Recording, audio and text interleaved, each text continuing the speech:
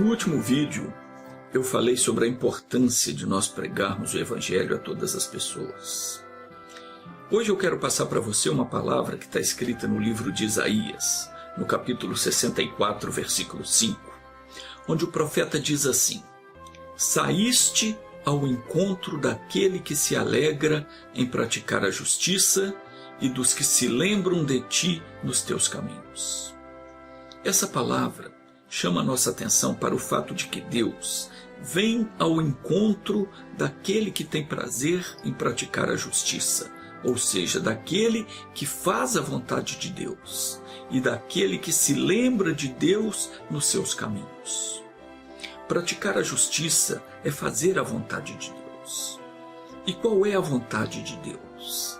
É que nós façamos uso da autoridade que Ele nos concedeu para expulsar o mal e abençoar as pessoas. É levar a boa notícia do Evangelho aos que estão vivendo no caminho do erro, da mentira. É também obedecer os mandamentos e preceitos do Senhor e viver longe da corrupção do mundo. Dos que fazem estas coisas com alegria, com prazer, é destes que o Senhor se agrada, e dos que se lembram dele nos seus caminhos. Essas pessoas, quando clamam, Deus vem ao encontro delas. Mas quanto àqueles que facilmente se esquecem de Deus, que vivem praticando aquilo que não é reto, na hora da tentação, dão lugar ao pecado, na hora que são criticados, desembocam em palavrões e começam a xingar e a brigar, essas pessoas não se importam com o que Deus diz.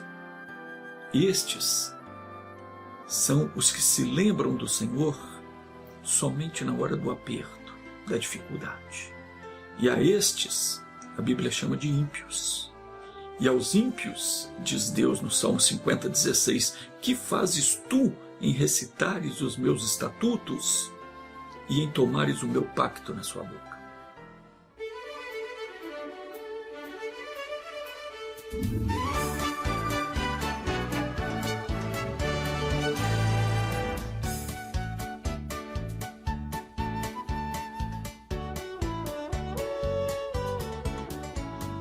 Se você não anda conforme a Bíblia ensina, não põe o Senhor à frente de tudo quanto vai fazer, não respeita a palavra de Deus, vive pecando, vive fazendo coisas que desagradam a Deus, não adianta depois você ficar repetindo o que Deus disse.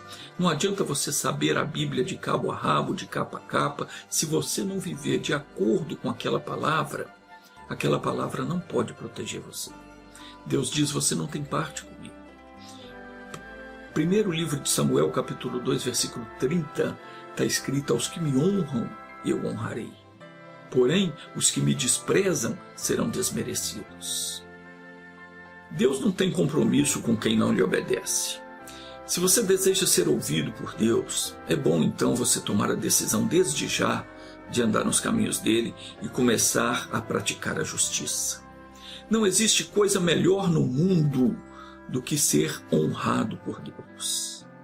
Nada é mais maravilhoso do que você orar e ver a resposta divina. Ser respondido pelo Senhor nas nossas petições é muito mais do que uma honra, é uma glória. E só quem tem essa experiência com Deus sabe o que é se alegrar no Espírito Santo. Por falar em se alegrar, eu recebi aí dias atrás a fotografia de um bebê e a mamãe, por quem eu orei para que Deus abençoasse. E hoje eu agradeço a Deus mais uma vez, porque aí está a resposta.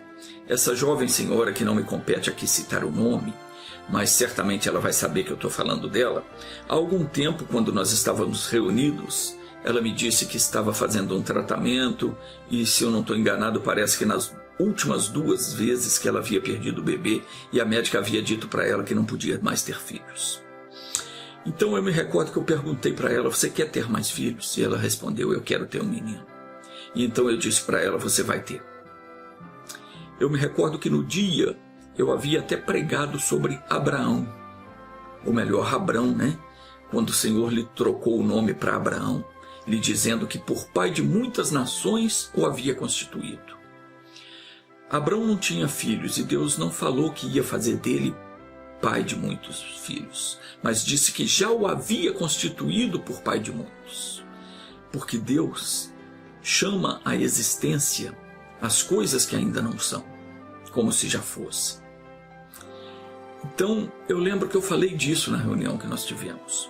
E mais uma vez com alegria, então eu vejo Deus cumprindo aquilo que está escrito em Isaías 44, 26, onde ele diz assim: sou eu quem faço com que se cumpra a mensagem do meu servo, e com que as palavras dos meus mensageiros aconteçam.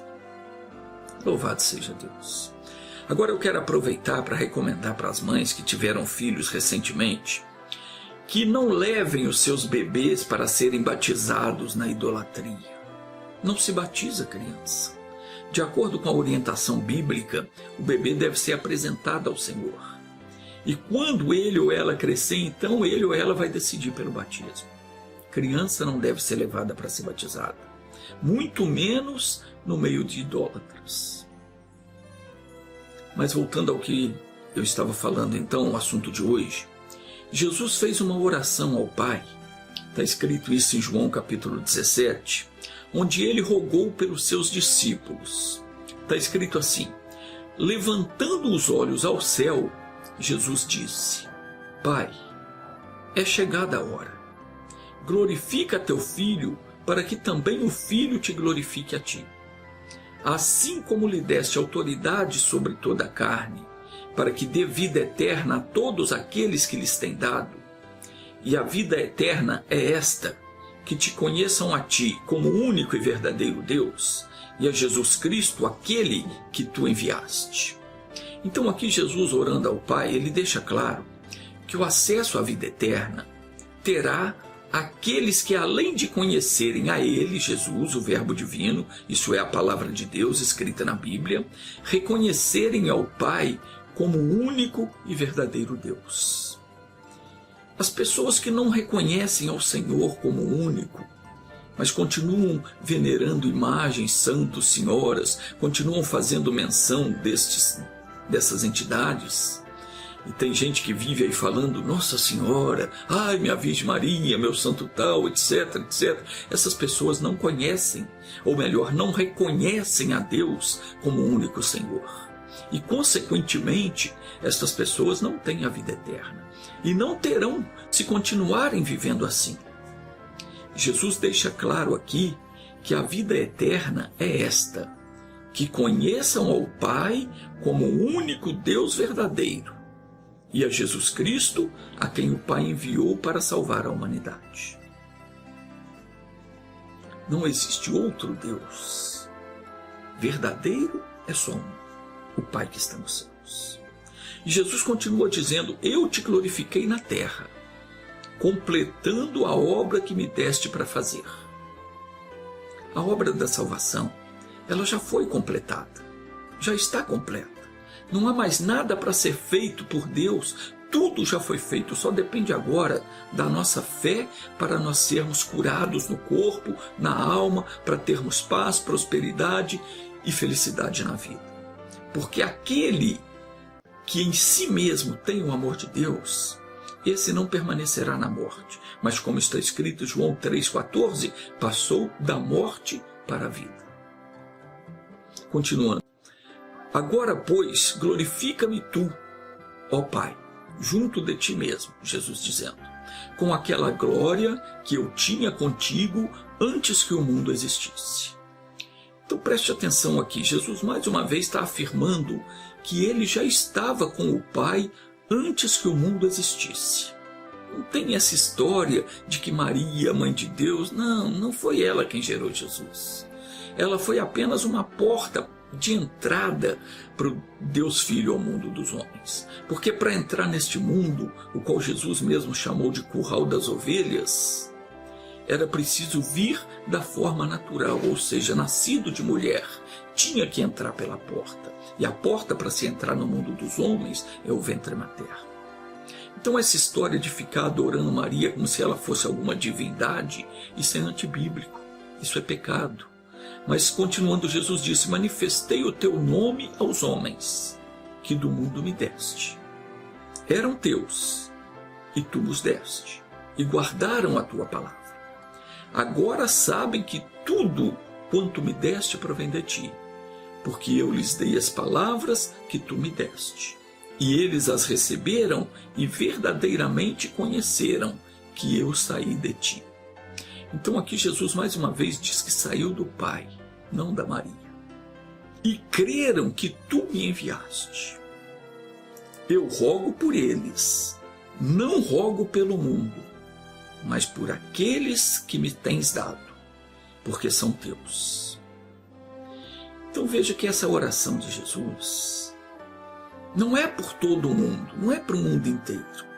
Jesus estava rogando ao Pai por aqueles a quem o Pai havia dado a ele, aqueles que creram nas palavras que ele deu e receberam essas palavras e entenderam que Jesus veio do Pai, não de Maria, não de um ser humano. E Jesus continuou dizendo: todas as minhas coisas são tuas, ó Pai, e as tuas coisas são minhas.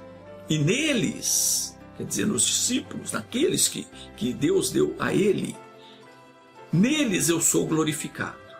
Então aqui Jesus roga ao Pai pelos seus discípulos, aqueles que o seguiam pessoalmente.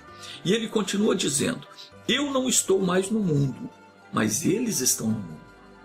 E eu vou para ti, Pai Santo, guarda-os no teu nome, o qual me deste, para que eles sejam um, assim como nós. Enquanto eu estava com eles, eu os guardava no teu nome, que me deste, e os conservei, e nenhum deles se perdeu, senão o filho da perdição. Falando aqui de Judas Iscariotes, que foi quem o traiu. Para que se cumprisse a Escritura. Mas agora vou para ti, e isso falo no mundo, para que eles tenham a minha alegria completa em si mesmos.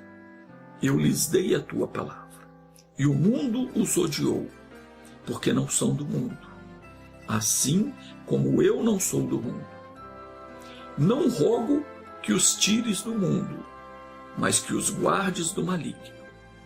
Eles não são do mundo, assim como eu não sou do mundo. Santifica-os na verdade. A tua palavra é a verdade. Assim como tu me enviaste ao mundo, também eu os enviei ao mundo. E por eles eu me santifico, para que também eles sejam santificados na verdade. Então, nesta oração, o Senhor Jesus rogou que o Pai guardasse e protegesse os seus discípulos e que os santificasse, pois ele não estaria mais no mundo, mas ele enviaria os discípulos para continuar fazendo as mesmas obras que ele fazia, que ele fez durante a sua vida terrena. Tudo isso que ele pediu ao Pai em favor dos discípulos que estavam ali com ele, ele também pediu por nós, os que havíamos de crer nele um dia. A oração então de Jesus não foi só por aqueles discípulos que estavam ali com ele, foi por mim também, e foi também por você e por todos os quantos viriam a crer nele. Veja o que Jesus disse no versículo 20, está escrito assim: e rogo não somente por estes, mas também por aqueles que pela sua palavra hão de crer em mim. Isso significa eu, você e todos os quantos vierem a crer. E para que Jesus orava? Qual era a petição de Jesus? Diz no versículo 21, para que todos sejam um, assim como tu, ó Pai, és em mim e eu em ti, que também eles sejam um em nós. E para que isso? Para que o mundo creia que tu me enviaste. Nós precisamos ser um com o Pai. Nós temos que ser um com o Pai. Primeira carta aos Coríntios, capítulo 6, versículo 17, o apóstolo Paulo fala que aquele que se une ao Senhor faz-se um só espírito com ele. E por que isso acontece? Por causa da oração de Jesus por nós. Ele pediu ao Pai que viéssemos a ser um, assim como ele estava no Pai e o Pai estava nele. Será que o Pai não iria atender a oração de Jesus? Claro que iria, claro que atendeu. Esse pedido foi atendido. Você também pode ser um em espírito com Deus, como Jesus era um com o Pai. Aliás, Jesus prometeu que se você guardar as palavras dele, ele e o Pai viria fazer morada em você. Mas guardar a palavra não significa você guardar a Bíblia na gaveta, não. É você ter as palavras dele no coração e viver de acordo com as suas palavras. É praticar aquilo que você aprende. Isso é guardar a palavra. E aquele que guarda, ou melhor, aquele que vive de acordo com a palavra de Deus, esse se torna morada de Deus em espírito e se torna um com o Pai.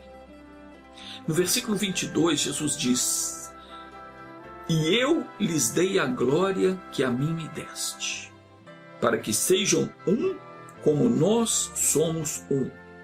Eu neles, tu em mim, para que eles sejam perfeitos em unidade, a fim de que o mundo conheça que tu me enviaste, e que os amaste a eles, assim como me amaste a mim." Então veja que Jesus nos deu a glória que ele mesmo recebeu do Pai, para que nós nos tornemos um, como ele e o Pai são um. E que glória é essa? É o batismo com o Espírito Santo. Não deixe nunca que essa glória se afaste de você. Busque viver de forma que você não entristeça o Espírito Santo. Mas e se eu pecar, o que eu devo fazer? Então confesse a Deus, peça perdão. Não espere nem um minuto. Pecou, peça perdão. Diga: Pai, eu fiz o que eu não devia fazer. Pensei coisa errada, me purifica, não quero me separar de Ti. Mas faça isso de coração, uma oração sincera. Não deixe Jesus se afastar de você. O Espírito Santo é a presença do próprio Deus dentro de nós. Quando nós somos cheios do Espírito Santo de Deus, nós agimos como o próprio Senhor Jesus agia, porque Ele nos deu do seu Espírito. E o Espírito Santo nos reveste de autoridade para nós fazermos as mesmas obras. Isso é glorioso. Mas essa glória é de Deus. Ele nos permite participar dessa glória, mas toda a glória pertence a Ele. E Jesus continuou orando dizendo: Pai, eu desejo que onde eu estou estejam comigo também aqueles que me tens dado, para verem a minha glória, a qual me deste, pois me amaste antes da fundação do mundo. Pai justo, o mundo não te conheceu, mas eu te conheço. Conheceram que tu me enviaste, e eu lhes fiz conhecer o teu nome, e lhe o farei conhecer ainda, para que haja neles aquele amor com que me amaste, e também eu neles esteja. Preste atenção numa coisa. Em tudo quanto fazia, Jesus manifestava o poder e a glória do Pai. E nós temos que fazer o mesmo. A glória já nos foi dada. Ou melhor, a autoridade, o poder para fazermos as mesmas obras já nos foi dado. Temos que ser uma luz para iluminar os que estão ao nosso redor. Mas também nós não podemos ficar de braços cruzados esperando a vida passar, vendo tudo se perder, não. Você precisa olhar para a sua vida também. Você não pode aceitar viver uma vida de derrotas, de fracasso. Você precisa começar a fazer uso da glória que Jesus te deu. Você precisa buscar a Deus, precisa se encher de poder para se tornar um com o Pai. Porque se você continuar sem ler a Bíblia, sem orar, sem buscar a presença de Deus, você vai passar pela vida como uma pessoa derrotada, sem força para vencer o mal. Mas isso só se você quiser, porque a glória já foi dada. Ninguém tem desculpa para continuar numa vida de derrota. Se você quiser, a partir de hoje, você pode ser um com Deus. Você consegue. Só depende de você. A oração de Jesus, ela foi atendida. Você tem a glória que o Pai deu para Jesus, para você ser um bom Pai. Não deixe nunca ninguém rebaixar você, porque Deus está te levantando agora. Ninguém pode menosprezar você. Você tem a glória de Deus. Ele está te chamando para ser um com Ele. E você que já viveu tantos anos fazendo o que sempre deu na teia, e hoje está vendo que isso não foi bastante para te fazer feliz, para com isso agora. Venha para Jesus. Está mais do que na hora de dar uma reviravolta na sua vida. Vamos orar. Pai, não há alegria maior do que ser cheio da Tua presença. O Senhor tem nos dado a Tua glória para que sejamos um contigo. Ó Pai, perdoa as falhas, os erros, os pensamentos maldosos, as palavras impensadas, os atos insanos. Senhor, limpa-nos completamente e santifica-nos, porque nós queremos estar unidos a Ti. Prepara-nos para Te servir cada vez mais e manifesta o Teu poder quando orarmos, para que o mundo conheça que Tu nos enviaste. Senhor, eu oro por essa pessoa que ainda está presa nos vícios e nos mais diversos pecados da carne. Em nome de Jesus, eu amarro todo o espírito que está prendendo essa pessoa e mando que saia dela para nunca mais voltar. E em nome de Jesus, eu digo a você que está sofrendo com qualquer tipo de enfermidade: fique curado, fique liberto, para a glória de Deus. Assim seja. Amém.